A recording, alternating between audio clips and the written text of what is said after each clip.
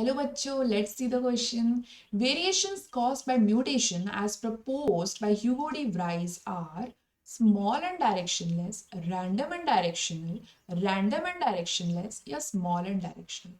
तो ये बात कर रहे हैं म्यूटेशंस की. अब म्यूटेशंस आपको पता है it is a change at the nucleotide level. Okay, change at the nucleotide level. Okay, और ये चेंज बहुत रीजंस की वजह से हो सकता है. हो सकता है कि किसी फिजिकल एजेंट्स की वजह से, कोई रेस की वजह से हो जाए, कोई केमिकल एजेंट्स की वजह से हो जाए. तो म्यूटेशन तो इसके बहुत सारे रीजन होते हैं. तो बात करें अगर म्यूटेशन वर्सेस वेरिएशन की, तो वेरिएशंस दिए थे variations caused by the mutation. तो म्यूटेशन की यहाँ पे क्या क्या क्वालिटीज हैं हम यहाँ पे देख लेते हैं. ठीक है, तो ऑप्शन ए में दिया हुआ है स्मॉल एंड डायरेक्शनलेस.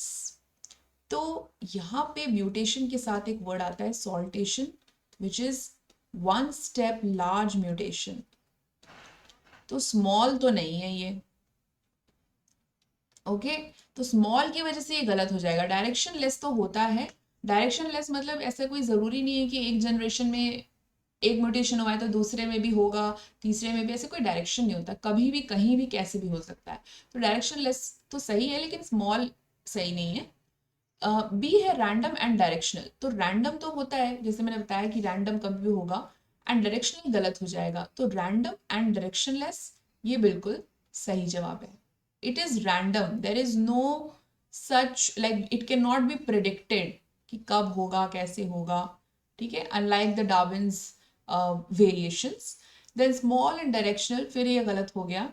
डायरेक्शनल भी गलत है, स्मॉल भी गलत है. तो यहाँ राइट आंसर हो जाएगा option C, random and directionless. Okay, and they are discontinuous also. So C option will be the right answer. So best of luck.